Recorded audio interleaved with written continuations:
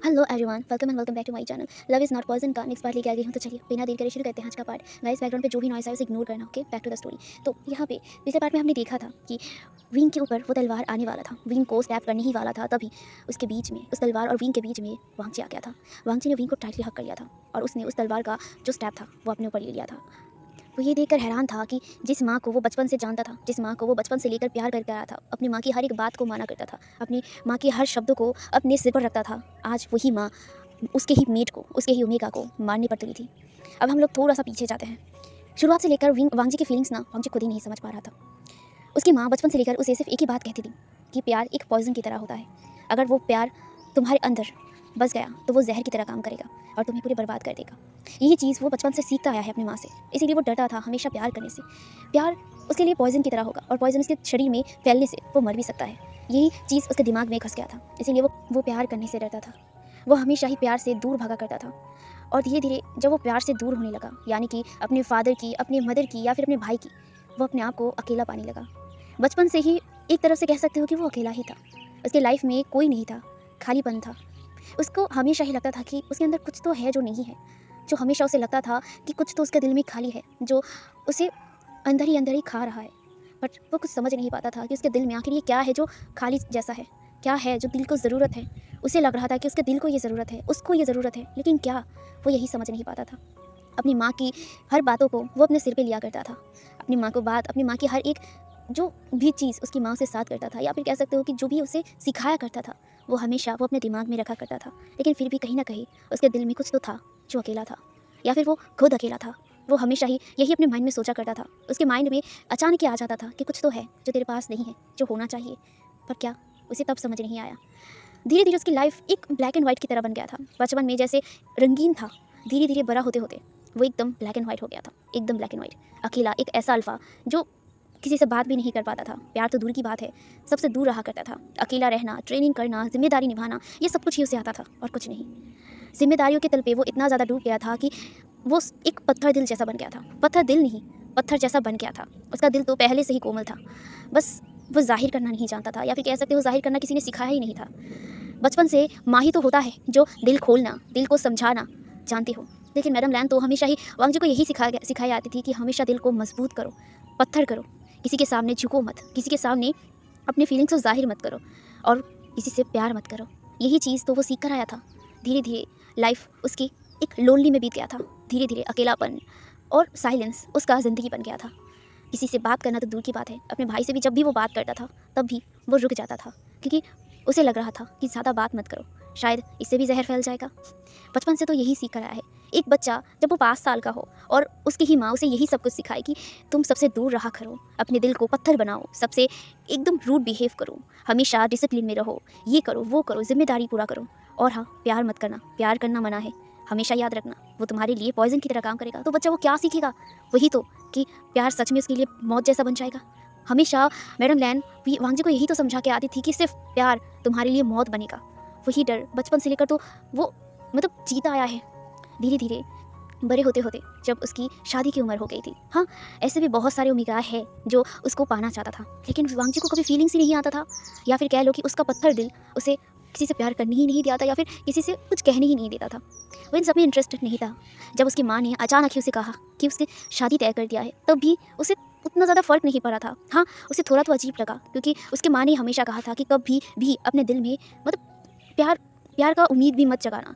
लेकिन अब अचानक फिर उसकी माँ ही ने उसकी शादी तय कर दिया, वो भी एक ओमेगा के साथ। वो मैरिज को लेकर ना कोई नॉलेज उसके दिमाग में नहीं था। शादी से पहले एक बार लैन शिचेन उसके पास आए थे और उन्होंने कहा था कि अब तुम्हारे पास एक जिम्मेदारी आने वाला है और वो तुम्हारा ओमेगा होगा, जिसकी सारी रिस्पॉन्सिबिलिटीज़ तुम्हें लेना होगा। उसके दुख उसके सुख में तुम्हें साथ रहना पड़ेगा और उसे प्यार भी करना पड़ेगा। ये जब शब्द उसने सुना था वो डर गया था। प्यार, ये प्यार तो पॉइजन की तरह होता है ना, तो क्या ये प्यार मुझे मार डालेगा, मुझे मुझे मरना पड़ेगा? यही सब कुछ वो सोचता था। लेकिन एक भी शब्द उसने अपने भाई से नहीं कहा था। हर फीलिंग्स वो अपने भाई से बचपन से शेयर तो करता था, लेकिन कुछ चीज़ें थी जो वो अपने दिल पे ही रखा करता था। वो उसका भाई भी समझ नहीं पाता था और वो कहता भी नहीं था। कैसे कहता? वो तो एक इंट्रोवर्ट पर्सन था, कुछ कहना तो दूर की बात है, उसके मुंह से कोई शब्द ही नहीं निकलता था हर सिचुएशन में। अब ये सिचुएशन खुशी का हो या फिर दुख का हो, उसका एक्सप्रेशन सिर्फ कोल्ड ही रहता था। खैर, जहाँ पे शादी की बात सुनने के बाद वांगजी के दिल में पता नहीं क्यों इतना अजीब लगा था। खैर, पहली बार उसके दिल में एक बार हलचल हुआ था और वो था विंग को देखकर, जब उस विंग ने पहली बार मुलाकात में वांग जी को इरिटेट कर दिया था। लेकिन इरिटेशन के बीच में भी वांग जी को कुछ अलग फील हुआ था। मुझे उसे उसे पता नहीं था कि आखिर ये फीलिंग्स क्या था। उस ओमेगा के आंखों में कुछ तो ऐसा था जो वांग जी को उसकी तरफ अट्रैक्ट करता था, लेकिन उसे समझ नहीं आया। उसके बाद उसकी शादी हुआ। शादी होने के बाद भी वो नर्वस था। नर्वस इसलिए था कि उसके पास एक जिम्मेदारी आने वाला है। एक ब्लैक एंड वाइट ज़िंदगी में किसी का एंट्री करना ये आसान नहीं था उसके लिए। फिर भी उसने एक्सेप्ट किया, क्योंकि उसको पता है क्या कि ये उसकी ज़िम्मेदारी है, तो वो ज़िम्मेदारी निभाएगा। बचपन से तो वो ज़िम्मेदारी ही निभाते आया है, तो ये बड़ी बात नहीं था उसके लिए। खैर, उसके बाद शादी के बाद उसने वही ओमेगा देखा जो उसने उस टाइम को उस गार्डन में दिखा था। हाँ, वो पहचान गया था उस ओमेगा की आइस और उसकी खुद की शादी की हुई ओमेगा की आइस सेम थी। तो वो समझ गया था कि यही वो ओमेगा है जिसके लिए उसके दिल में एक अलग सा हलचल उसे महसूस हुआ था और जो उसके दिमाग में बस चुका था। उसी के साथ ही उसकी शादी हो गई है। लेकिन उसने कुछ भी विंग से नहीं कहा था। विंग से एक भी शब्द उसने नहीं कहा था कि वही वो अल्फ़ा है, क्योंकि उसे नहीं लगा ये कहने की कोई ज़रूरत है, क्योंकि वो बोलना नहीं जानता है। कह सकते हो शब्दों में वो कभी भी कुछ भी ज़ाहिर नहीं कर पाता था।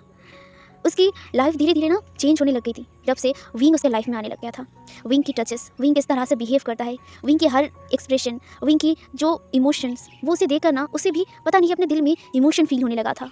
इतने सालों में बचपन से लेकर अब तक कोई फीलिंग्स उसके अंदर नहीं था, लेकिन विंग के आने के बाद उसके दिल में फिर से इमोशन जागने लगा। फिर से वो एक्सप्रेशन, वो फील जो इतने सालों में उसके दिल में खालीपन था, वो दूर होने लगा। उसे लगने लगा कि यही चीज़ वो मिस कर रहा था अपने दिल में। धीरे धीरे वो कब विंग से प्यार करने लगा था उसे खुद नहीं पता। जब विंग से वो पहली बार इंटीमेट हुआ था, वो डर गया था पहले क्योंकि उसे लगा था कि उसका अल्फ़ा ने उसे धोखा दिया है, उसके अल्फ़ा ने ओमेगा को दर्द दिया है। वो शादी की मीनिंग तक नहीं जानता था। बस शादी के मीनिंग तक उसे यही समझाया गया था कि जिम्मेदारी, शादी का मतलब सिर्फ जिम्मेदारी है। क्या सच में शादी की मतलब जिम्मेदारी है? नहीं, जिम्मेदारी नहीं है। वांग जी को तब धीरे धीरे रियलाइज़ हुआ कि शादी का मतलब सिर्फ जिम्मेदारी नहीं होता है। शादी का मतलब दो इंसान का दिल का जुड़ना होता है। शादी का मतलब होता है एक दूसरे के साथ रहना, एक दूसरे की हर सुख और दुख में एक साथ रहना, एक दूसरे से प्यार करना। हाँ, प्यार शब्द, जिस प्यार शब्द से वो बचपन से लेकर भागता आया था, वही प्यार उसके पीछे आज उसके सामने आके खड़ा हो गया था और उसके दिल ने ही उसे बताया कि तुझे प्यार हो गया है। उसे फिर से थोड़ा सा इनसिक्योरिटी फील होने लगा। क्या माँ ने जो कहा, क्या वो सच होगा? क्या सच में मैं मर जाऊँगा? वो हकीकत में बदलने लगा धीरे धीरे। विंग और वांग जी के रिश्ते को बहुत ज़्यादा गहरा होने लगा। वांग जी धीरे धीरे रियलाइज़ करने लगा कि वो इस ओमेगा से प्यार करने लगा है। ये प्यार है, और प्यार इतना खूबसूरत हो सकता है, वांग जी ने कभी सोचा नहीं था। वो प्यार उसके लिए सबसे मोस्ट ब्यूटीफुल एंड खूबसूरत था, उसके दिल के लिए, उसके फीलिंग्स के लिए, उसके एहसास के लिए। लेकिन उसका प्यार कब पॉइजन बन गया उसे खुद पता नहीं था। उसे ये पता चला कि उसकी माँ, उसके ओमेगा के मदर और फादर, उसके ग्रैंडपा के मौत का रीज़न है। विंग और वांग जी के इंटीमेसी के बाद, यानी कि विंग और वांग जी के मार होने के बाद, विंग तो वहाँ से चला गया था। उसके बाद ही वांग जी उठा था। वांग जी उठने के बाद ही वो रूम में विंग को ना देखकर थोड़ा परेशान हो गया था। वांग जी अपने आप को रेडी करने के बाद वो बाहर आया था विंग को ढूंढने के लिए, क्योंकि उसने रूम में ढूंढा था, विंग नहीं था, तो वो परेशान हो गया था। वो बाहर आने के बाद इधर उधर ढूंढने लग गया था। उसे पता नहीं क्यों कबीले से बहुत ज़्यादा शोर शराबा सुनाई देने लगा था। वांग जी का कुछ समझ नहीं आया। वांग जी धीरे धीरे आगे बढ़ने लगा। वो जितना आगे बढ़ रहा था, उसके कानों में विंग की वॉइस सुनाई दे रहा था। विंग जो बोल रहा था, वांग जी के कानों पर ये आ रहा था, जहाँ पे वो धीरे धीरे पास जाने के बाद सामने रुक गया था। वहाँ की हालत को देखकर वांग जी एकदम शॉक हो गया था। वांग जी जो अपने माँ को देख रहा था, जो अभी घुटनों पर थे, वो अपने माँ के पास जाने ही वाला था, तभी उसने अपने ओमेगा के मुंह से सुना था कि उसकी मदर, यानी कि विंग की मदर और फादर की मौत का और उसके ग्रैंड मदर की मौत का रीज़न उसकी माँ है। ये सुनने के बाद जैसे कि उसके सिर पे एक आसमान टूट के गिरा था। वो शॉक हो गया, वो हैरान हो गया और वो वहीं पर एकदम फ्रोज हो गया था। उसके बाद उसे लगा कि ये विंग क्या कह रहा है। उसे गुस्सा आ गया था। उसे बहुत ज़्यादा गुस्सा विंग के ऊपर आया था कि वो उसकी माँ से ऐसे कैसे बात कर सकता है। उसकी माँ, और उसकी माँ इससे घुटनों पर क्यों है, उसकी माँ के बॉडी पर जगह जगह कट क्यों है। वो डर गया था और वो दोबारा आगे बढ़ने वाला था, लेकिन तभी वो कुछ ऐसा शब्द सुना था जो सुनकर वो एकदम वहीं पे खामोश हो गया था। उसकी आंखों से आंसू गिर गया था। उसकी माँ ने खुद अपने मुंह से स्वीकार किया कि विंग के मदर और फादर को उसने मार दिया है। उसकी ग्रैंड माँ की मौत का रीज़न भी वो है, और वो बस ये आयरन के लिए, एक मेटल के लिए विंग को पाना चाहता था। विंग को इस जगह पे लाया, यानी कि उसने उसके मदर ने ही उसको यूज़ किया बस ये आयरन के लिए, वो भी सिर्फ शादी करवाया तो ये आयरन के लिए। ये सब कुछ उसके लिए बहुत था। उसके दिल को जितना खोल चुका था विंग के लिए, और अपने मदर की जो बोली हुई बातों को वो धीरे धीरे भूलने लगा था। वो हर चीज़ उसे याद आने लगा और अपनी मदर के ऊपर उसे गुस्सा आने लगा। उसके आंखों में जितना आंसू था ना, उससे कई ज़्यादा उसके दिल में पेन हो रहा था कि जिस माँ को वो इतना ज़्यादा प्यार रिस्पेक्ट करता था, वही माँ ने उसके ही ओमेगा के दुश्मन बन गया, दुश्मन है। वो सच में डर गया था, वो सच में इतना ज़्यादा टूट गया था कि वो वहीं पर एकदम खड़ा हो गया था। लेकिन उसकी आंखों में हज़ारे आंसू थे। उसके आंसू में जितना दर्द था ना, उससे कहीं ज़्यादा उसके दिल में दर्द था। वो सच में टूट गया था, जहाँ पे उसने देखा था कि कैसे उसकी मदर उसके ऊपर हमला कर रहा था, कैसे विंग बच रहा था, कैसे उसकी माँ ने विंग के मदर और फादर को हवा में उड़ाकर उसको ब्लैकमेल करने लगा, कैसे विंग मजबूर हो गया अपनी माँ के सामने, उसकी माँ के सामने वो घुटनों पर गिर गया, मैडम लैन के सामने। किस तरह वो बेबस लग रहा था। ये सब कुछ वांग जी सिर्फ खड़ा होकर देख रहा था। उसको उसकी शरीर जैसे ना एकदम नम पड़ने वाला था। उसे लग रहा था कि वो ना अभी जी नहीं पाएगा। उसके दिल में इतना ज़्यादा पेन हो रहा था, उसे लग रहा था कि वो मर जाएगा। वो बस यही सब कुछ खड़ा होकर देख रहा था, कैसे मैडम लैन ने विंग के ऊपर हमला किया, कैसे लैन ई ने बचा। ये सब कुछ उसने देखा था वहाँ पे खड़ा होकर। सब कुछ खत्म होने के बाद जब विंग एंड मैडम लैन एक दूसरे के ऊपर हमला कर रहे थे, वांग जी सिर्फ खड़ा होकर देख रहा था। तभी वो देखता है कि वो तलवार जो उसकी माँ ने अपने स्पिरिचुअल एनर्जी के साथ, डार्क एनर्जी के साथ विंग के ऊपर भेजा था, विंग वहीं पर खड़ा था और वांग जी विंग को ही देखे जा रहा था। उस तलवार को उसने बिना सोचे समझे बस विंग और उस तलवार के बीच आ गया था और उसने विंग को बचाने के लिए विंग को टाइटली हक कर लिया था। और वो जो तलवार था जो विंग के स्टमक पे स्टैप होने वाला था, वो लंजा के स्टमक पे स्टैप हो गया था। वांग जी को जितना पेन इस तलवार से मिल रहा था ना, उससे कहीं ज़्यादा उसे ये सोचकर दर्द हो रहा था कि उसका ही माँ उसकी ओमेगा का एक दुश्मन है और उसकी माँ ने क्या गलती किया है। यही सब कुछ उसके दिल में चल रहा था। वो अपने ओमेगा से प्यार करता है। उसने कभी भी ये चीज़ अपनी ओमेगा से नहीं कहा है, या फिर वो कह नहीं पाया है। कहना तो वो चाहता था, ऐसे कहना तो वो बहुत कुछ चाहता था अपने ओमेगा से, अपनी फीलिंग्स को समझाना और अपनी फीलिंग्स को बताना चाहता था। लेकिन शायद किस्मत ने ही उसे बताने नहीं दिया, या फिर कह सकते हो कि वो बताना चाहता तो था, लेकिन ये जानने के बाद वो बताना नहीं चाहता है, क्योंकि उसे खुद को देखकर दोषी फील हो रहा था कि उसकी खुद की माँ ही एक गुनहगार है, उसके ही ओमेगा के दिल का। अब हम लोग प्रेजेंट पर देखते हैं। प्रेजेंट पर विंग जो वांग जी को हक किया हुआ था, उसने अपने जो हेड था वो वांग जी के चेस्ट पर रख दिया था। उसके हाथों में खून था, ये वांग जी का खून था जो वांग जी के बैक से कंटिन्यूसली बह रहा था। विंग ने टाइटली वांग जी को हक कर लिया था और वो अभी भी रो रहा था। दूसरी तरफ सब लोग रो रहे थे। वांग जी जो एकदम मतलब अपनी आंखों को बंद कर चुका था, अपने शरीर को छोड़ चुका था, वांग जी को ऐसे देखकर सब लोग फूट फूट के रो रहे थे। जहाँ पे विंग जो वांग जी के चेस्ट पर मतलब अपने हेड रखा हुआ था ना, वो वांग जी को हिलाते हुए कहता है, लंजा लंजा लंजा, तुम्हें उठना होगा, उठो। तुम मुझे छोड़ के नहीं जा सकते हो, तुम मुझे छोड़ के नहीं जा सकते हो लंजा, तुम्हें उठना होगा। मैं तुम्हारा ओमेगा हूँ ना, तुम कैसे अपनी ओमेगा को छोड़ के जा सकते हो। लंजा उठो, तुम्हें उठना होगा। लंजा उठो, तुम मुझे ऐसे छोड़ के नहीं जाओगे। अगर तुम जाओगे तो तुम्हारे साथ मैं भी जाऊँगा। लंजा उठो, वरना मैं सच में अपने आप को खत्म कर दूँगा। लंजा उठो। जहाँ पे वो लगातार रोकर यही बोल रहा था, लेकिन लंजा की तरफ से कोई भी आवाज़ या फिर कुछ भी इशारा वांग जी विंग को नहीं मिलता है। विंग जो और भी ज़्यादा टूट गया था और वो ना बस बार बार लंजा के फेस को मतलब हिला रहा था, लंजा को हिला रहा था, उसे उठने के लिए बोल रहा था, लेकिन लंजा नहीं होता है। विंग अपने हस्बैंड की तरफ देखता है, अपने हस्बैंड के चेहरे को पकड़ता है।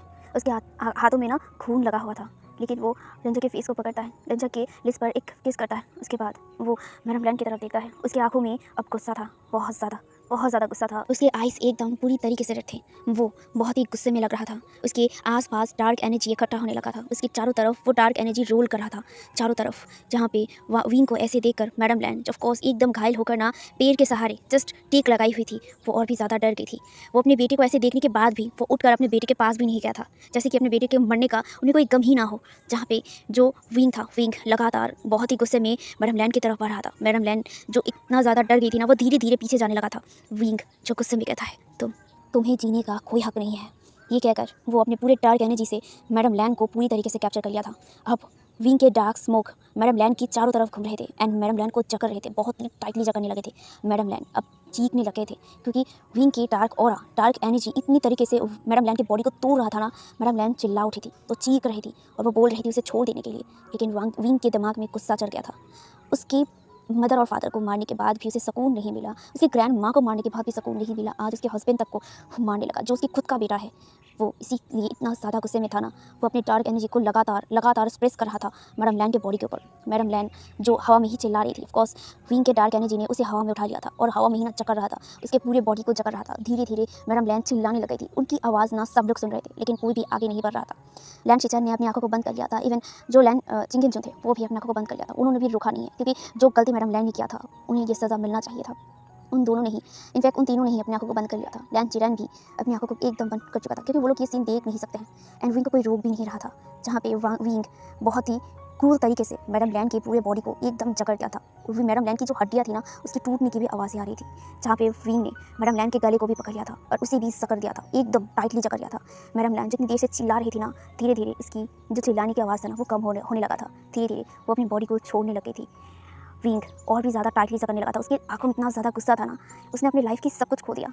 एक थोड़ा सा ही खुशी उसे मिला था, अपना हस्बैंड, उसे भी वो खो गया। यही सोचकर उसे इतना ज़्यादा गुस्सा आ रहा था ना, वो गुस्से में मैडम लैन को एकदम जकड़ के मार दिया था। मैडम लैन की दम वही टूट गई थी। उन्होंने वहीं पे अपना दम तोड़ दिया था। विंग जो उनकी बॉडी को एकदम नीचे गिरा दिया था, वो अभी भी गुस्से में था। उसकी बॉडी अभी भी डार्क एनर्जी को फ्लो कर रहा था। विंग जो मैडम लैन की तरफ देख रहा था, मैडम लैन जो एकदम ही अभी मर चुकी थी, वो एकदम ज़मीन पर गिर गई थी, एकदम मरी हुई लाश की तरह। जहाँ पे विंग उसे देखता है और वो तुरंत ही घुटनों पर बैठ जाता है और वो ना रोने लगता है और वो चीख कर रोते हुए कहता है, क्यों क्यों हमेशा मेरे साथ ही ऐसा क्यों होता है? मैंने क्या गलती किया था? सब लोग क्यों मुझे छोड़ के चले जाते हैं? मेरी माँ ने मुझे छोड़ दिया, मेरे बाबा ने मुझे छोड़ दिया, और अब तो मेरा हस्बैंड भी। ये कहकर वो रोने लगता है। बहुत ही पेन उसे हो रहा था। उसे अभी ना जीने का कोई वजह नहीं मिल रहा था। वो किसी लेकर जिए। एक हस्बैंड ही तो था उसका, जिसे वो प्यार करता है। वो हस्बैंड भी उसके सामने एकदम बेजान गिरा था। उसे देखने के बाद वो कैसे जी सके? वो अपने हस्बैंड की तरफ देखता है, जो अभी भी बेजान की तरह गिरा हुआ था, और वो उसे देखकर रोते हुए कहता है, क्यों लंजा, तुमने मुझे क्यों छोड़ दिया? तुम क्यों मुझे छोड़ के चले जाए? मैं किसे लेकर जीऊँगा? आखिर लोग मुझे क्यों छोड़ के चले जाते? मैंने क्या किसका बिगाड़ा था? क्या चाहता था मैं? बस थोड़ा सा खुश होना तो चाहता था, थोड़ा सा शांति ही तो चाहता था मैं, बस जीना चाहता था एक बेटर लाइफ। क्या यही मेरी गलती है? क्यों क्यों मेरे साथ ऐसा होता है? क्यों? ये कहकर वो रोने लगा था। उसकी आंखों में उसकी दर्द दिख रहा था। सब लोग रो रहे थे। जहाँ पे लैन चिंगेनजून भी अपने बेटे के सामने ही एकदम घुटनों पर बैठे हुए थे। वो भी बेजान की तरह थे। उन्होंने अपने वाइफ को भी खो दिया और अपने बेटे को ऐसे बेजान देख रहे थे। जहाँ पे विंग जो धीरे धीरे घुटनों पर बैठ कर ही अपने हस्बैंड के पास जाता है और अपने हस्बैंड के हाथ को पकड़ता है और वो कहता है, लंजा, ये सच में तुम भी मुझे छोड़ के चले जा रहे हो? क्या तुम भी मुझे छोड़ के चले जाओगे? लंजा, प्लीज़ उठ जाओ, मेरे लिए मुझे छोड़ के मत जाओ। मैं तुम्हारे बिना नहीं जीऊँगा। तुमने तो अपने प्यार का इज़हार कर दिया, पर मैं भी तो कहना चाहता था कि मैं भी तुमसे प्यार करता हूँ। फिर लंजा, प्लीज़ मुझे छोड़ के मत जाओ। ये कहकर ना वो अपना जो हाथ हेड था वो दोबारा लंजा के चेस्ट पर रख दिया था और वो रो रहा था, फूट फूट के रो रहा था।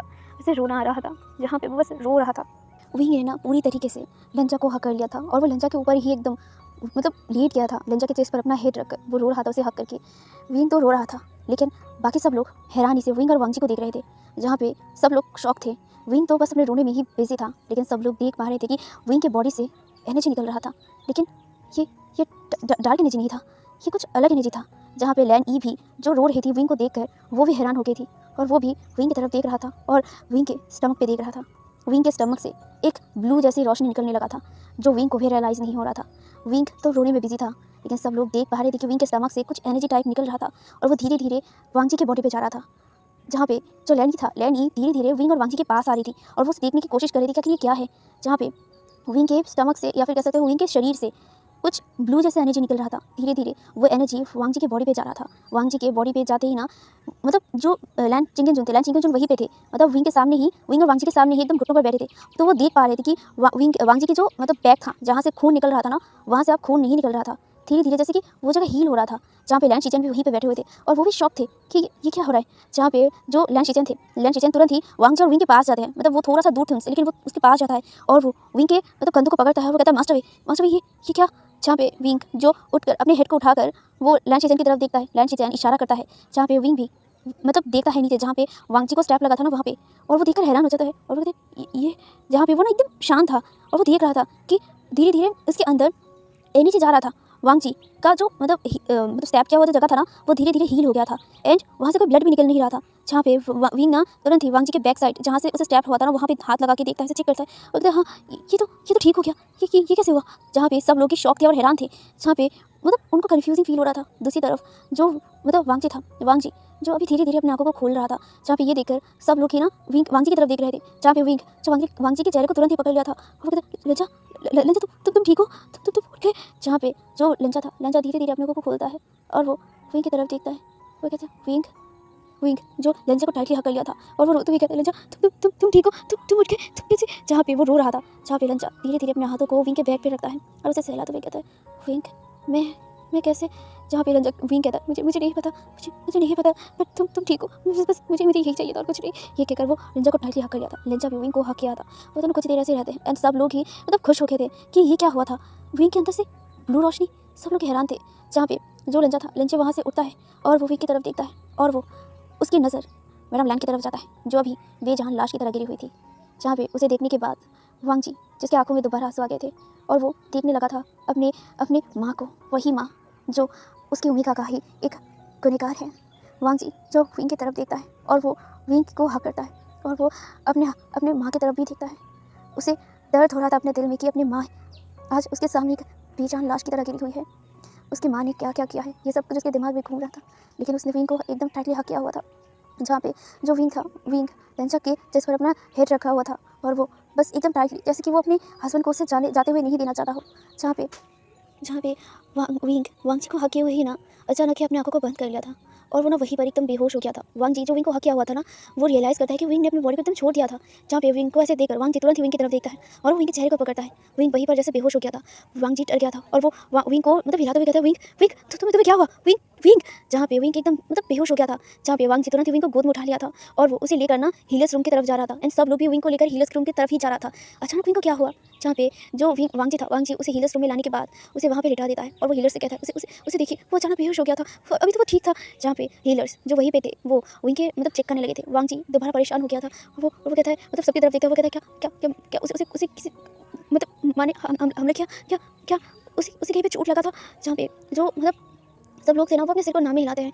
जहाँ पे वांग जी को समझ नहीं आया, लेकिन उसे डर लग रहा था। उसकी आंखों में दोबारा आंसू थे। ऑलरेडी उसे अपनी माँ को खो दिया था। भले उसकी माँ ने गलती किया हो, लेकिन वो उसका माँ तो था ना। उसने अपनी माँ को खो दिया, वो भी पेन उसके लिए ज़्यादा देर का नहीं था कि वो उसका ओमेगा नहीं, वो ये नहीं होने दे सकता है। अगर उसका ओमेगा उससे दूर चला जाएगा तो वो कैसे जिंदा रहेगा।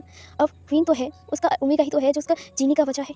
अब वो नहीं रहेगा तो वो कैसे जिएगा। यही सोचकर वो रोने लगा था। वो रो रहा था। जहाँ पे दूसरी तरफ लैंड शिचैन जो इतनी देर से एकदम साइलेंट थे, वो तुरंत ही वांग जी के पास जाते हैं और वो वांग जी को टाइटली हक करते हैं। वांग जी रो रहा था अपने भाई को पकड़ के, फूट फूट के रो रहा था। इतने सालों में वो इस तरह कभी नहीं रोया जो आज वो रो रहा था। उसे डर लग रहा था विंग को खोने का। ऑलरेडी उसने एक दर्द झेल लिया है, ये दर्द उसके लिए बर्दाश्त के बाहर था। जहाँ पे लैंड शिचैन उसके बैग को सहलाते हुए कहता है, वांग जी शांत हो जाओ, कुछ नहीं होगा मास्टर वेगो, वो ठीक हो जाएंगे। जहाँ पे वांग जी कहता है, भाई अगर मैं उसे खो दूंगा तो मैं नहीं जिंदा रह पाऊंगा, मैं नहीं जिंदा नहीं रह पाऊंगा। जहाँ पे लैंड शिचैन वांग जी को मतलब शांत करवाते हैं। वांग जी जो थोड़ा सा शांत हो गया था और वो हीलर्स की तरफ देख रहा था। दूसरी तरफ हीलर्स विंग को बहुत अच्छे तरीके से चेक करते हैं, उनके बॉडी को भी चेक करते हैं कि वहाँ पे कोई खरोच तो या फिर चोट का निशान तो नहीं है। लेकिन विंग को कोई चोट नहीं लगा था। जहाँ पे विंग के पूरे बॉडी को चेक करने के बाद वो उसे बहुत अच्छे से चेक करने के बाद वो सबकी तरफ देखते हैं और सबकी तरफ देखते हुए कहता है, उन्हें कुछ नहीं हुआ है, उनके बॉडी पर कोई खरोच नहीं है। ये सुनने के बाद जो लैंड सिंगर चुनते वो कहते हैं, तो फिर वो बेहोश कैसे हुआ। जहाँ पे जो हीलर्स कहते हैं वो अभी थक गए हैं एंड सबसे बड़ी बात, इस हालत में उन्होंने ज़्यादा स्ट्रेस ले लिया है। उनके लिए इस हालत में अभी स्ट्रेस लेना ठीक नहीं है। ये सुनने के बाद सब लोग ना कन्फ्यूज़ हो गए थे, लेकिन मैडम लैंड कहीं ना कहीं समझ गई थी और वो ना विंग के पास आके बैठ गई थी। जहाँ पे जो मतलब सब लोग थे ना, बाकी लोग मतलब कन्फ्यूज़ थे, लेकिन लैंड ई और जो मतलब मैडम यू थी वो दोनों समझ गए थे। दूसरी तरफ जो वांग जी था, वांग जी भी कन्फ्यूज़ था। वांग जी जो हीलर्स की तरफ देखता है कन्फ्यूजिंगली। जहाँ पे लैंड शिचैन कहते हैं, मतलब क्या है आपका। जहाँ पे जो हीलर्स कहते हैं, हाँ वो भी इस हालत में बहुत ज़्यादा स्ट्रेस ले रहे इसीलिए वो बेहोश हो गए थे। जहाँ पे लैंड शिचैन कहते हैं इस हालत मतलब, जहाँ पे वो हीलर्स कहते हैं हाँ वो भी प्रेग्नेंट है। ये सुनने के बाद ना सब लोग एकदम साइलेंट हो गए थे, लेकिन जो मैडम यू और जो लैंड ई था वो शॉक नहीं हुए थे। जहाँ पे वांग जी कन्फ्यूज़ था और शॉक भी था। वो कहता है क्या क्या। जहाँ पे जो हीलर्स नोट करते हैं वो कहते हैं हाँ वो प्रेग्नेंट है और वो भी 1 महीना हो चुका है उनकी प्रेगनेंसी का। जहाँ पे ये सुनने के बाद ना वांग जी एकदम ही ना वहीं पे फ्रोज हो गया था और वो ना बस हीलर्स को देखे जा रहा था। दूसरी तरफ ये सुनने के बाद जो मतलब लैंड ई भी मतलब स्माइल करती है और वो वांग जी की तरफ देखता है। वांग जी तो कोई एक्सप्रेशन दे नहीं रहा था क्योंकि वो सोच नहीं पा रहा था कि वो क्या एक्सप्रेशन दे। जहाँ पे जो लैंड ई वांग जी के पास जाती है और वो वांग जी के कंधे पर हाथ रखती है। जहाँ पे वांग जी तब जाके होश में आता है और वो लैंड ई की तरफ देखता है। जहाँ पे लैंड ई वांग जी की तरफ देखते हुए कहता है, वांग जी मुझे पता है कि जो भी हुआ है इसमें तुम्हारी ना ही गलती थी और ना ही विंग की कोई गलती थी। मुझे पता है तुम्हारी ये वो माँ थी, लेकिन मैडम लैंड ने पास्ट में बहुत गलतियाँ किया है, बहुत गलती जो उन्हें माफ़ नहीं किया जा सकता था। वांग जी मुझे पता है कि तुम दुख में हो कि तुम्हारी माँ तुम्हारे सामने मर गई, लेकिन मैं कहूँ तो ये उनकी डेस्टिनी थी। उन्होंने अपनी डेस्टिनी को खुद चुना है, या फिर कह सकते हो अपनी मौत को उन्होंने अपने खुद चुना है। अगर वो ये सब कुछ ना करती तो आज वो तुम्हारे साथ होती, तुम्हारी खुशियों के साथ होती। वांग जी वो तुम्हारी कभी भलाई नहीं चाहती थी। मैं मानता हूँ वो तुम्हारी माँ थी, लेकिन वो लालच में आ गई थी, वो ये आयरन के लालच में आ गई थी। और दूसरी तरफ उनके पास वही दानव का मोती था, जिसको उन्होंने अपनी शक्तियाँ बढ़ा दिया था। उस मोती की वजह से वो और भी ज़्यादा दानव में कन्वर्ट हो गई थी। वांग जी, अब जो भी हुआ है उसे भूलने की कोशिश करो। मुझे पता ही आसान नहीं है, वो तुम्हारी खुद की माँ है जिसने तुम्हें जन्म दिया है, लेकिन वो कहते हैं ना, जो होता है अच्छे के लिए होता है। मैं ये तो नहीं कह रहा हूँ कि तुम अपनी माँ को भूल जाओ या फिर अपनी माँ से नफरत करो। ऑफ कोर्स वो तुम्हारा माँ है तो तुम उससे नफरत कभी नहीं कर पाओगे, लेकिन तुम अपने फ्यूचर को तो देख पाओगे ना, वींग को देख पाओगे। और अब तो वींग प्रेग्नेंट भी है, तुम्हारा बच्चा उसके अंदर है, इसीलिए उसके लिए ही सही है, उसके बच्चे के लिए ही सही, तुम्हें स्ट्रॉन्ग बनना होगा। मेरी बातों की एक बार सोच कर देखना। जहाँ पे वांग जी सिर्फ मैडम लैन ई की बातों को सुन रहा था, वो कुछ नहीं कह रहा था। दूसरी तरफ लैन ई वांग जी को ये कहने के बाद वो सबकी तरफ देखता है और वो कहता है, इशारा करते हुए सबको वहाँ से बाहर आने के लिए कहता है। सब लोग लैन ई को देखकर नोट करते हैं एंड वो उस कमरे से बाहर निकल गए थे। यहाँ पे अब सिर्फ वांग जी और विंग था। विंग जो अभी भी बेड पर एकदम बेहोश लेटा हुआ था। दूसरी तरफ वांग जी बस वहीं पर खड़ा होकर लैन ई की बातों को याद कर रहा था, जो ही लैन ई ने कहा था। वो अपने मन में कह रहा था, क्या सच में मैं कभी भूल पाऊँगा? नहीं, कभी नहीं। मेरी माँ थी वो, मैं कभी उन्हें नफ़रत नहीं कर पाऊँगा, पर मैं उन्हें कभी माफ़ भी नहीं कर पाऊँगा। जहाँ पे वांग जी विंग की तरफ भी देखता है। विंग जो भी एकदम बेड पर लेटा हुआ था, वांग जी धीरे धीरे विंग के पास जाकर बैठ जाता है और वो विंग के फेस को देखने लगा था। विंग बहुत ज़्यादा टायर्ड भी लग रहा था और वो विंग की आइज़ भी फूले हुए थे क्योंकि उसने रोया था ना बहुत देर तक, इसीलिए। जहाँ पे वांग जी विंग के फेस को टच करता है और वो कहता है, विंग मुझे माफ़ कर देना, मेरी वजह से ही शायद ये सब कुछ हुआ है, मुझे माफ़ कर देना। ये कहकर वो विंग के हाथों को पकड़ लेता है और वो ना उसे अपने गाल पे लगाता है और वो कहता है, आई लव यू, मैं तुमसे बहुत ज़्यादा प्यार करता हूँ विंग, बहुत ज़्यादा, हो सके तो मुझे माफ़ कर देना।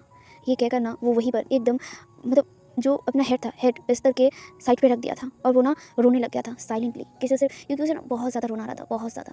उसने अपनी लाइफ में सबसे वर्स्ट डे देखा था, अपनी माँ को खोकर भी और एक खुशी की बात को सुनकर भी। उसके लिए ये दिन खुशी और गम से भरा हुआ था। खुशी इसलिए था कि विंग प्रेग्नेंट था और विंग उसके बेबी को बर्थ देने वाला था। दुख इसलिए था कि उसकी माँ की आज ही डेथ हो गई थी और शायद उसकी माँ ये डिज़र्व भी करती है क्योंकि उन्होंने खुद 3 जानों को लिया है, 3 ज़िंदगी को, वो भी बिना सोचे समझे। तो कहीं ना कहीं उसकी माँ ये डिज़र्व करती थी। वांग जी खुद को भी दोष दे रहा था, लेकिन वो अब क्या ही कर सकता था। उसके पास ना ही कुछ कहने का था और ना ही कुछ करने का था। बस वो यहीं पर बस साइलेंटली रो रहा था। जहाँ पे कुछ देर बाद विंग के होश होता है, वो अपने आँखों को खोलता है। खोलने के बाद वो इधर उधर देखता है, वहाँ पे कोई नहीं था। विंग जो अपने हेड को थोड़ा सा उठाकर वो देखता है, उसके हाथ के सामने वांग जी ने अपने हेड को रख दिया था बेड की साइड पे। जहाँ पे विंग जो उठता है, उठकर बैठते हुए वो वांग जी की तरफ देखता है और वो ना डायरेक्ट वांग जी के जो हेड था, हेड पर हाथ रखता है और वो कहता है, लेंजा। जहाँ पे लेंजा जो बस अपने आँखों को बंद किया हुआ था ना, वो उसने ना तुरंत ही आँखों को खोल लिया था और वो ना अपने हेड को ऊपर उठाते हुए विंग की तरफ देखता है और वो कहता है, विंग तुम होश में आ गए? जहाँ पे विंग कहता है, हाँ लेंजा, तुम ठीक हो ना? जहाँ पे लेंजा नोट करता है और वो वहीं पर बेड पर बैठ जाता है और वो विंग को हक कर लेता है। विंग भी लेंजा को हक कर लिया था। वो दोनों एक दूसरे को बहुत ही टाइटली हक किए हुए थे। लेंजा विंग को ना एकदम अपनी गोद में बिठा लिया था और वो ना एकदम विंग के फेस पर ना किस करने लगा था, बहुत ही जेंटली, क्योंकि वो डर भी गया था। विंग को खोने का डर उसे लग गया था, साथ ही साथ वो खुश भी था। जहाँ पे जो विंग था, विंग एक छोटा सा स्माइल करता है और वो लेंजा के नेक पर ना अपने हाथ को एकदम रख दिया था। जहाँ पे लेंजा विंग के फेस को किस करने के बाद विंग के लिप्स पर किस करता है और वो कहता है, विंग तुम ठीक हो ना? जहाँ पे विंग नोट करता है और वो कहता है, हाँ मैं ठीक हूँ लेंजा।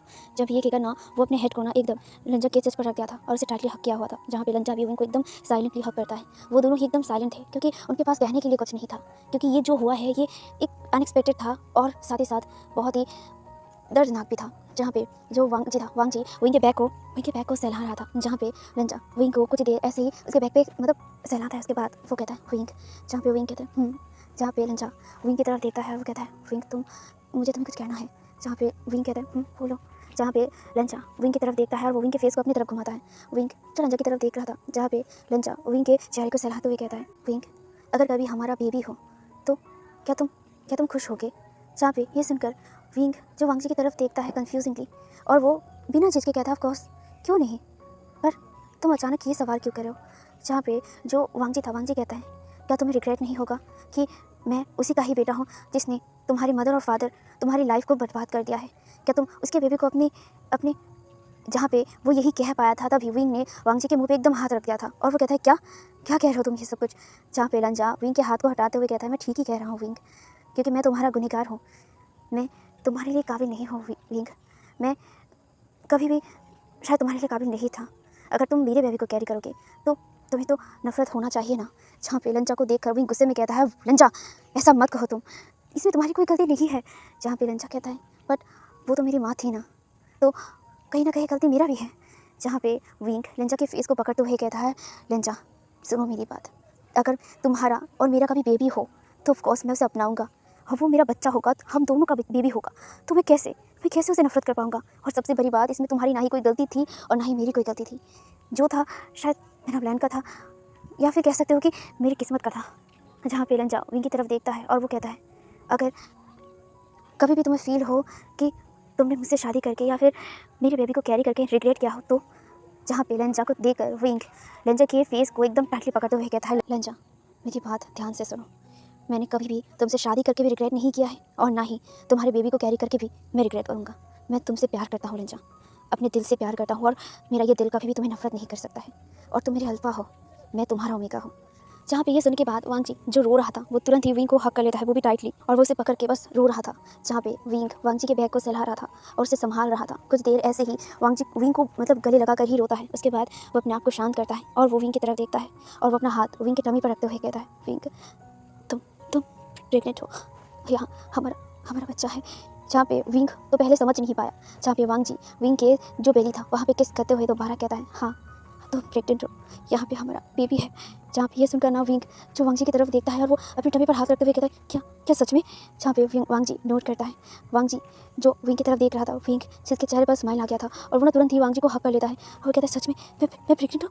जहाँ पे वांग जी सिर्फ हाँ कहता है। विंग बहुत ज़्यादा खुश था, पहली बार जो मतलब इतनी जो दुख के बाद भी एक खुशी का मतलब मौका विंग और वांग जी को मिला है कि विंग और वांग जी की ज़िंदगी में एक छोटा सा बेबी भी आने वाला है। जहाँ पे वांग जी और विंग दोनों ही खुश भी थे, दुखी भी थे, कहीं ना कहीं दोनों के अंदर दोनों इमोशन ही थे। जहाँ पे अब यहाँ से सीन कट हो जाता है और हमें लाइक 2 महीने बाद दिखाया जाता है, जहाँ पे सब कुछ अभी एकदम शांत था। मतलब जो लैंड क्लैन था, लैंड क्लैन हमेशा ही शांत रहता है एंड आज भी शांत है।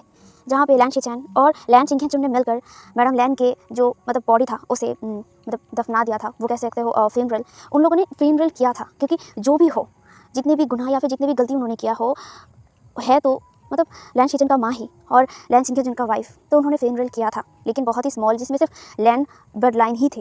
मतलब सिर्फ 3-4 लोग ही थे, जैसे कि land चिंगहेचुन, land चिरैन, land शिचैन and Wang जी भी था एंड विंग भी था। विंग ने कुछ नहीं कहा था, विंग पूरा फ्यूनरल अटेंड किया था एंड वो शांत भी था। जहाँ पे फ्यूनरल के बाद ही विंग ने एक फैसला लिया था जो उसके लिए सही लगा था। जहाँ पे उन्होंने मतलब विंग ने लैंड ई से कहा था कि वो ये नायरन को अपने अंदर से बाहर निकालना चाहता है। यहाँ पे विंग ने कहा था कि वो अब इस येन आयरन को अपने साथ नहीं चाहता है, क्योंकि ऑलरेडी इस येन आयरन की वजह से इसकी ज़िंदगी तबाह हो गया था। जहाँ पे येन आयरन की वजह से उसने अपने माँ और बाप को भी खो दिया है, और इस येन आयरन को वो अपने बच्चों के ऊपर इफेक्ट नहीं करवाना चाहता था। इसीलिए उसने येन आयरन को अपने से दूर करना ही सही समझा था एंड इस फैसले से सब लोग एग्री करते थे एंड लैंड ई भी एग्री करती थी। जहाँ पे विंग ने कह दिया था कि वो कैसे भी करके बस इस येन आयरन को उसके अंदर से बाहर निकाले। वो नहीं चाहता है कि दोबारा कोई मैडम लैंड तैयार हो इस येन आयरन की वजह से। बस वो अब इस येन आयरन से मुक्ति चाहता है। बस अब ये शक्तियाँ वो कुछ नहीं करेगा, वो नॉर्मल ज़िंदगी जीना चाहता है अपने हस्बैंड के साथ और अपने बच्चे के साथ। यहाँ पे विंग ट्विन से प्रेग्नेंट था, यानी कि उसके अंदर 2 बेबी थे एंड विंग कभी नहीं चाहेगा कि जो दर्द उसने झेला है वो दर्द उसके बच्चे झेले। बस वो अभी इस येन आयरन को अपने अंदर से बाहर निकालना चाहता था। ये सुनने के बाद लैंड ई ने नोट तो कर दिया था, लेकिन वो थोड़ा सोच में भी पड़ गई थी, क्योंकि यहाँ पे अगर येन आयरन विंग के गोल्डन कोड के साथ अटैच हो गया है तो वो कैसे विंग के अंदर से उस येन आयरन को बाहर निकाले, ये उनके लिए प्रॉब्लम हो गया था। तो वो बहुत ही ज़्यादा मतलब इस चीज़ को लेकर सोच रहे थे। उसके बाद बहुत सोचने के बाद उन्होंने एक तरीका निकाला था, लेकिन वो श्योर नहीं थे कि ये काम करेगा या नहीं। उसके बाद उन्होंने विंग को लेकर हीलिंग गई थी। हीलिंग जाने के बाद उनके पास एक फ्लूट था, क्योंकि येन आयरन को कंट्रोल करने के लिए उन्होंने ये फ्लूट तैयार किया था, तो वो एक तरीका ढूंढ रही थी। तो इसीलिए वो विंग को लेकर मतलब हीलिंग आई थी एंड हीलिंग में वांग जी भी विंग के साथ गया था। हीलिंग में जाने के बाद Wing and Wang ji healing के वही गुफा में चले गए थे, वो डार्क गुफा के आने के बाद डार्क गुफा के सामने आने के बाद विंग एंड वांग जी वहीं पे खड़े हुए थे। जहाँ पे लैंड ई वहाँ पे खड़े होने के बाद वो विंग की तरफ देखता है और वो विंग के सामने वो बॉक्स को खड़ा करता है और वो उस बॉक्स को विंग के हाथों में देते हुए कहता है, यहाँ पे एक फ्लूट है इस फ्लूट को तुम्हें बजाना होगा तब तक जब तक मैं ना कहूँ। जहाँ पे ये सुनने के बाद जो विंग था, विंग उस फ्लूट को हाथ में लेता है और उस फ्लूट को देता है। वो एक ब्लैक कलर का फ्लूट था, जहाँ पे वांग जी उसके साथ था। जहाँ पे जो विंग था, विंग उस फ्लूट को देखता है, उसके बाद वो उस फ्लूट को बजाना शुरू कर देता है। ऑफकोर्स उसने फ्लूट बजाना पहले भी सीखा है, इसलिए उसे आता है। जहाँ पे वो फ्लूट में म्यूजिक प्ले कर रहा था, जहाँ पे धीरे धीरे वहाँ पर उस गुफा में जो भी डार्क एनर्जी था वो धीरे धीरे इकट्ठा होकर विंग के पास आने लगा था।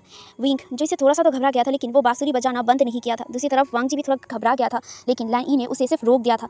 धीरे धीरे वो डार्क एनर्जी विंग के पास आता है, लेकिन विंग के पूरी तरीके से पास नहीं आ पाता है, क्योंकि यन लोहा यानी कि यन आयरन वांग जी विंग के आसपास बैरियर क्रिएट कर दिया था। जहाँ पे जो डार्क एनर्जी था वो विंग के पास आने की कोशिश कर रहे थे, लेकिन यन लोहा ये आने नहीं दे रहा था। जहाँ पे वहाँ पे बहुत सारे डार्क एनर्जी थे, बहुत सारे डार्क एनर्जी। इतने सालों में वहाँ पे ना बहुत सारे डार्क एनर्जी इकट्ठा हो गए थे, तो वो डार्क एनर्जी पूरी तरीके से कोशिश कर रहा था कि वो उस बैरियर को तोड़े।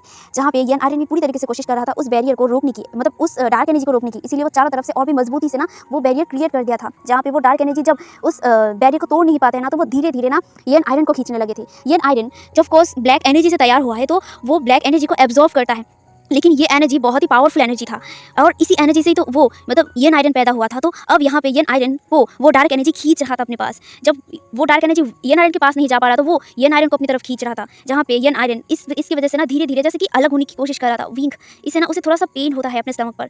जहाँ पे जो वांग जी था, वांग जी घबरा गया था। वांग जी तुरंत ही विंग के पास चला गया था, लेकिन जो लैन ई था, लैन ई वांग जी को रोक दिया था और वो वांग जी से कहता है अभी अगर वो रुक जाएगा तो ये प्रोसेस नहीं होगा। मुझे पता है उसे पेन होगा, लेकिन चिंता मत करो।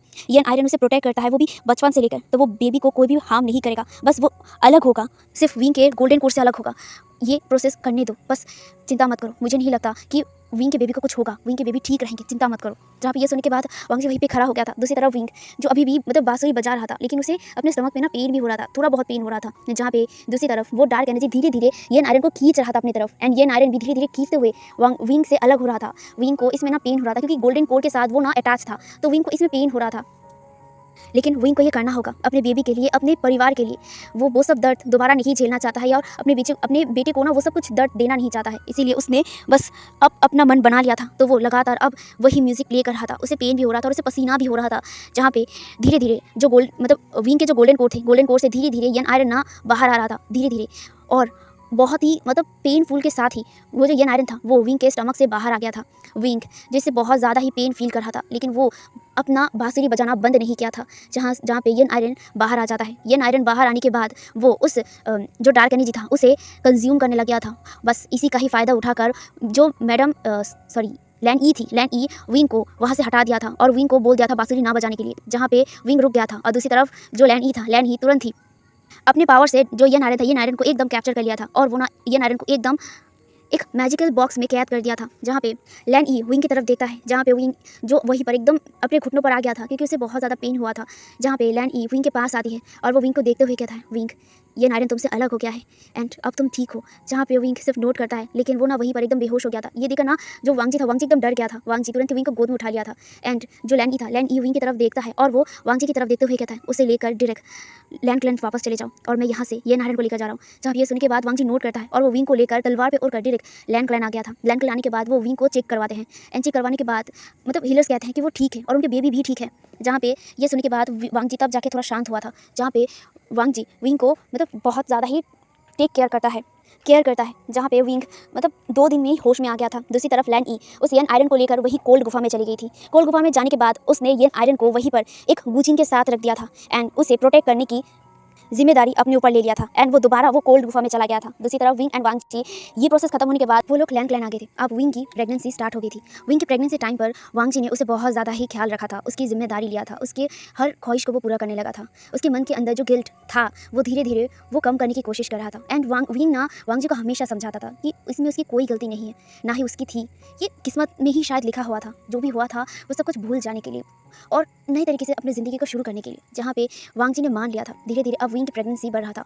विंग अब ज़्यादा से ज़्यादा ना क्रेविंग करने लगा था खाने का। हर चीज़ में ना उसे खाना चाहिए, वो ज़्यादा से ज़्यादा खाना खाता था क्योंकि ये ट्विंस बेबी था, तो उसे भूख लगता था हमेशा ही एंड वांग जी हमेशा ही उसके लिए खाना बनाया करता था। धीरे धीरे ना सब कुछ नॉर्मल होने लग गया था। विंग एंड वांग जी भी अब थोड़ा बहुत खुश होने लगे थे। अपने बेबी के आने का खुशी उनके अंदर था। कब उनका बेबी उनके हाथों में होगा ये लोग इंतजार कर रहे थे। इनफैक्ट लैंड क्लैन में सब लोग इंतजार कर रहे थे। धीरे धीरे सब कुछ नॉर्मल होने लग गया था। मैडम यू भी विंग को ध्यान रखने के लिए आया था एंड कुछ दिन वहाँ पर ही रहा था। लेकिन जब यानली की प्रेगनेंसी के बारे में वो सुना था, तब विंग ने खुद कहा था कि वो प्लीज़ शीजे के पास जाए, यहाँ पे उसके साथ लंचा है। जहाँ पे ये सुन के बाद मैडम यू वहाँ से चली गई थी। वांग जी अब विंग को बहुत ज़्यादा ही मतलब ख्याल रखता था, जिम्मेदारी लेता था, उसके साथ खुश रहने लग गया था।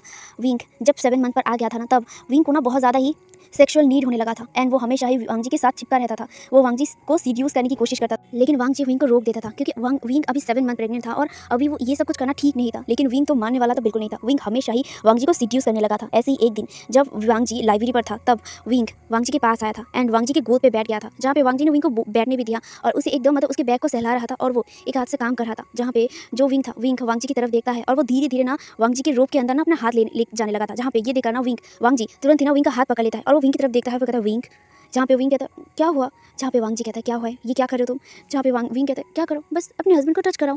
जहाँ पे वांग जी विंग की तरफ देखता है, वो कहता है विंग अभी ठीक नहीं है तुम्हारे लिए, तुम अभी 7 मंथ प्रेग्नेंट हो। और जहाँ पे वांग जी को देखकर विंग कहता है नहीं अल्फा, मुझे चाहिए, मुझे बहुत बहुत मतलब क्रेविंग होता है आपका, मुझे आपकी ज़रूरत है। जहाँ पे वांग जी विंग की तरफ देखता है पर और वो कहता है पर तुम अभी प्रेग्नेंट हो और ये सब कुछ करना बेबी के लिए ठीक नहीं है। जहाँ पे वांग जी की बातों को सुनकर विंग कहता है नहीं ठीक है, मैंने हिलर से पूछा था, उन्होंने कहा है कि हम सब कुछ स्लोली करेंगे। जहाँ पे ये सुनने के बाद वांग जी विंग की तरफ देखता है और वो कहता है तुमने हिलर से पूछा। जहाँ पे विंग इनोसेंटली कहता है हाँ मैंने पूछा है, अब तो प्लीज़ मान जाओ, मुझे तुम्हें ज़रूरत है। जहाँ पे ये सुनने के बाद वांग जी विंग की तरफ देखता है, वो कहता है तुम श्योर होना कि तुमने पूछा है। जहाँ पे विंग कहता है तुम अगर चाहो तुम खुद जाके पूछ सकते हो। जहाँ पे ये सुनने के बाद वांग जी कहता है नहीं कोई ज़रूरत नहीं है। जहाँ पे विंग कहता है चलो ना। जहाँ पे विंग को देखकर वांग जी नोट करता है और वो ना उसे गोद में उठा लिया था और उसे लेकर ना जिंगशी में चला गया था। जिंगशी में जाने के बाद वो उसे ना एकदम बेड पर लिटा दिया और वो उसके ऊपर आ गया था। जहाँ पे वो ना बहुत ही सॉफ्टली विंग के फेस पर, विंग के लिप्स पर किस कर रहा था। उसने विंग के रोप को एकदम खोल दिया था। विंग का बेली ना एकदम बड़ा हो गया था। हालांकि वो 7 मंथ का था, लेकिन उसके अंदर अभी ट्विंस बेबी थे, तो दैट्स द रीज़न उसका स्टमिना मतलब बहुत ज़्यादा फूल चुका था। जहाँ पे वांग जी विंग के टमी पर भी किस करता है एंड विंग के पूरे बॉडी पर किस करता है, उसकी सारी नीड्स को पूरा करता है। विंग के साथ बहुत ही मतलब स्लोली लव मेकिंग करता है एंड विंग को सेटिस्फाई करता है। तब जाके विंग शांत हुआ था एंड ऐसे ही ना जो मतलब 8 मंथ था वो भी खत्म हो गया था। अब वो 9 महीने पर आ गया था। विंग अब बहुत ज़्यादा सेंसिटिव एंड बहुत ज़्यादा ही मतलब थका रहने लगा था और उसका कमर पे ना हमेशा ही पेन रहता था। वो ना हमेशा ही बिस्तर पे लेटा रहता था और वांग जी विंग का हर एक काम करता था। विंग को खाने से लेकर विंग को नहलाने के तक सब कुछ वांग जी खुद करता था। जहाँ पे वांग जी विंग को खाना भी खिलाता था एंड ऐसे ही ना पूरा 9th मंथ बीत गया था एंड फाइनली एक दिन विंग को लेबर पेन स्टार्ट हो गया था। उसे इतना ज़्यादा दर्द हो रहा था ना, वो चिल्ला उठा था। जहाँ पे विंग जो अभी मतलब जिंगशी में था एंड उसका जो वाटर था ना वो ब्रोक हो गया था। जहाँ पे लंजा जो थोड़ी देर के लिए बाहर गया था, बस वो जिंगशी में आ ही रहा था एंड विंग का चिल्लाने की आवाज़ सुनकर ना वो दौड़ कर विंग के पास चला जाता है एंड वो देखता है कि विंग का जो वाटर था वो ब्रेक हो गया था। जहाँ पे वो तुरंत ही विंग को गोद में उठा लिया था। विंग टाइटली अपने हस्बैंड के नेक को पकड़ लिया था और वो चिल्ला रहा था, उसे इतना ज़्यादा दर्द हो रहा था। जहाँ पे विंग को वांग जी हीलर्स रूम में लाता है और हीलर्स रूम में अब विंग का डिलीवरी स्टार्ट हो गया था। विंग जो बहुत ज़्यादा ही चिल्ला रहा था अपने पेन में, जहाँ पे उसे बहुत टाइम लगा। जहाँ पे वांग जी और लैन चिरैन और लैन चिंगेन बाहर थे, इंतजार कर रहे थे। विंग की चीखों की आवाज़ सुन रहा था। जहाँ पे वांग जी को बहुत ज़्यादा डर लग रहा था और वो रो भी रहा था। दूसरी तरफ विंग बहुत ही पेन झेल कर फाइनली उसने 2 बेबी को जन्म दिया था। जहाँ पे एक लड़का था और एक लड़की था। लड़का जो एक अल्फा था एंड जो मतलब गर्ल थी वो ओमेगा थी। जहाँ पे वांग जी जो विंग का चीखने की या फिर कोई आवाज़ ना सुनकर ना वो ना डर गया था और वो हीलर्स रूम की तरफ देख रहा था। कुछ देर बाद हीलर्स रूम का दरवाज़ा खुलता है और 2 हीलर्स विंग के बेबीज़ को हाथों में ले आते हैं एंड वांग जी विंग को देखने के लिए तुरंत ही मतलब वहाँ से चला गया था क्योंकि वो विंग की आवाज़ नहीं सुन पाया था। जहाँ पे दूसरी तरफ जो बेबीज़ थे, बेबीज़ को लैन चिंगेन और लैन चिरन ने ले लिया था अपनी गोद में। जहाँ पे जो वांग जी विंग के पास जाता है, विंग को मतलब साफ़ किया गया था एंड वो वहीं पर एकदम लेटा हुआ था। वांग जी विंग के पास जाता है और विंग का हाथ पकड़ते हुए कहता है विंग। जहाँ पे विंग जो धीरे धीरे अपनी आंखों को खोलता है और वो लंजा की तरफ देखता है और वो स्माइल करता है। जहाँ पे वांग जी तब जाके थोड़ा रिलीफ फील करता है। जहाँ पे जो हीलर्स अंदर आते हुए कहता है आपको ओमेगा ठीक है, बस उन्हें थोड़ा सा रेस्ट करने की ज़रूरत है, उन्होंने बहुत पेन झेला है। जहाँ पे ये सुनने के बाद वांग जी नोट करता है। कुछ देर बाद वहाँ पे जो लैन चिंगेन और लैन चिरैन आगे थे विंग और वांग जी के बेबीज़ को लेकर। जहाँ पे विंग और वांग जी की जो बेबीज़ थी विंग और वांग जी के पास दिया जाता है। वो दोनों ही अपने दोनों बेबीज़ को देख रहे थे। दोनों बेबी ही बहुत ज़्यादा क्यूट एंड मतलब बहुत ज़्यादा ही सुंदर थे, तो दोनों ही बहुत ज़्यादा क्यूट भी थे। जहाँ पे विंग और वांग जी अपने बेबीज़ की तरफ देखकर स्माइल करता है और एक दूसरे को देखकर अब यहाँ से सीन कट होता है और हमें पूरा 1 महीने बाद दिखाया जाता है। 1 महीने बाद एक बैंक्वेट का मतलब आयोजन किया गया था एंड बैंक्वेट में ना सबको बुलाया गया था। अब यहाँ पे जो याओशी उस टाइम घायल तो हो गई थी एंड लैन चिंगेन ने उसे मोकलैंड भेज दिया था। मोकलैंड भेजने के बाद उन्होंने सारी बात मो याओशी के बारे में बताया था एंड मो याओशी के जो फादर थे वो मतलब शर्मिंदा थे अपने बेटी की हरकत देकर एंड उन्होंने माफ़ी भी मांगी थी एंड वो भी उस बैंक्वेट में आई थी। विंग और वांग जी के बेबी की एक सेरेमनी होती है जहाँ पे नेम सेरेमनी होता है और उन दोनों का ही नाम रखा जाता है, लैन आईवान और लैन फेई। जहाँ पे उन दोनों का नाम मतलब सेरेमनी होने के बाद बैंक्वेट स्टार्ट हो गया था। विंग और वांग जी अपने दोनों बेबीज़ को एक एक करके पकड़े हुए थे। जहाँ पे वांग जी ने मतलब बेबी गर्ल को पकड़ा हुआ था और विंग बेबी बॉय को एंड वो दोनों ही अपने बेबीज़ को देख रहे थे जो अपने पेरेंट्स को देखकर खुश हो रहे थे, स्माइल कर रहे थे। जहाँ पे बेबी बॉय जो एकदम शांत था वांगजी की तरह, एंड बेबी गर्ल एकदम नॉटी था विंग की तरह, जहाँ पे वो खिलखिलाकर हंसता भी था और अपने मम्मा को परेशान भी करता था। जहाँ पे बैंक्वेट खत्म होने के बाद विंग और वांगजी अपने बेबीज़ को लेकर वहाँ से चले गए थे एंड अपने बेबीज़ को लेकर जिंगशी में आ गए थे। विंग अपने बेबीज़ को फीड करवाता है, दोनों को ही फीड करवाने के बाद वो दोनों ही सो गए थे एंड उन दोनों को अपने अपने पालने पर रखने के बाद वो वांगजी के पास चला गया था। वांगजी जो मतलब रूम से बाहर था और वो बैल्कनी साइड था ना, वहाँ पे वो चांद को देख रहा था, जहाँ पे पीछे से विंग आता है और वो विंग वांगजी को एकदम हक कर लेता है। जहाँ पे वांगजी विंग की तरफ मुड़ता है और उसे हक कर लेता है और वो दोनों ही चांद की तरफ देख रहे थे। जहाँ पे विंग बहुत देर तक चांद को देखने के बाद वो अपने अल्फा की तरफ देखता है और वो कहता है लंजा। जहाँ पे लंजा विंग की तरफ देखता है, वो कहता है जहाँ पे विंग लंजा के चेहरे को पकड़ते हुए कहता है तुमने कहा था ना कि लव पॉइजन है, तो मैं कहता हूँ लव पॉइजन नहीं है, love is not poison. Love एक खूबसूरत चीज़ होता है, हम प्यार करते हैं अनजाने में ही, हमारा दिल प्यार कर बैठता है और कब किससे प्यार हो जाता है वो हम खुद नहीं जानते हैं। कुछ रिश्ते होते हैं जो शायद टूट जाते हैं, लेकिन प्यार इसका मतलब ये नहीं कि प्यार पॉइजन होता है। प्यार बहुत खूबसूरत चीज़ होता है। हमने अपनी लाइफ में बहुत कुछ सहा है, लेकिन उस लाइफ ने हमें बहुत कुछ दिया है। इसीलिए कभी भी लव को पॉइजन मत कहना, बस यही समझ लेना कि ये किस्मत में रहा है, इसीलिए ये होना था। होने को हम कभी टाल नहीं सकते हैं और हम फ्यूचर को बदल नहीं सकते हैं और ना ही पास्ट को। जहाँ पे ये सुनने के बाद वांगजी विंग की तरफ देखता है और वो विंग के फॉरहेड पर किस करता है और वो विंग को हक करते हुए कहता है मुझे समझ आ गया है कि प्यार कभी पॉइजन नहीं है, लव इज़ नॉट पॉइजन। ये कहकर वो विंग की तरफ देखता है। विंग भी एक स्माइल करते हुए लंजा की तरफ देख रहा था। यहाँ पे अब वो लोग खुश हैं अपने बेबीज़ के साथ और अपनी पूरी परिवार के साथ।